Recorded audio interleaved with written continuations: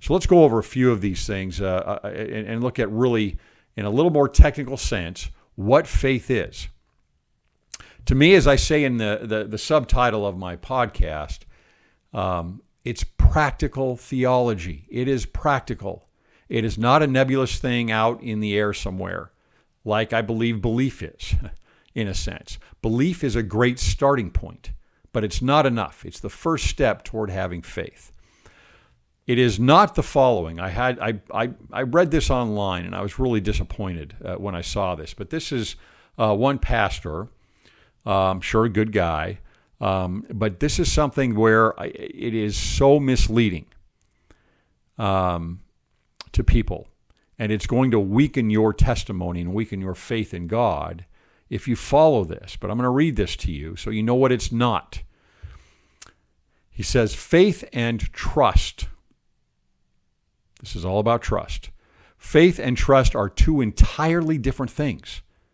One may even argue convincingly, faith and trust are contradictory. Faith has been called the substance of hope. Faith requires no evidence for belief nor practice. No. This is the exact wrong thing. This is the exact opposite of faith. Faith requires evidence. That's what faith is. It is the result of evidence. It is the substance of evidence.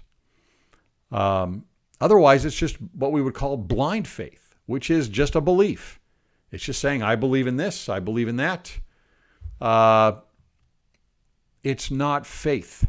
It's nothing concrete. It is only a start. And if you believe that faith and trust are contradictory, then you don't know what faith is. Faith is not belief. Faith is trust.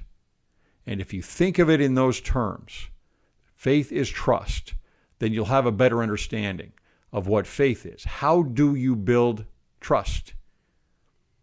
It's the same answer as how do you build faith, because they're one and the same thing. If we believe that faith and belief are the same thing, we're going to be very weak in what we believe. It's not anything that's concrete.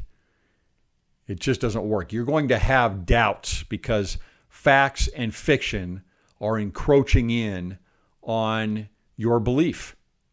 But when facts and fiction encroach in on faith, on trust that is already built, then that changes everything. You have to have a knowledge first before you can have faith. And a lot of people think it's the other way around. It's not. You have got to have knowledge before you have faith, and you have to have those two types of knowledge, right? You have to have factual knowledge, and you have to have experiential knowledge. In Spanish, for example, and in Latin, you have those two distinguished as far as knowledge goes. There's sabiduría, or saber, to know something, or to know of something. And then there is conocer, to know something intimately, or to know something by experience, by familiarity. And that one, the latter, is the most important of the two, but both are required. McConkie goes over this, and he says this very specifically in his A New Witness to the Articles of Faith, his last book. And he specifically says you have to know about the character of God and know who he is to some degree before you can start exercising faith in him. How do you have faith in something you don't know anything about? Because it's not belief. You can't trust in something that's not perfect or that isn't true. So you have to have that knowledge of something first. Secondly, you've got to have an experiential knowledge of something before you can really exercise faith. Let's look at an example, say, with your spouse or any member of your family. The more you know them, the more you know you can trust them, or you know areas at least of where you can trust them. And trust is a very interesting thing.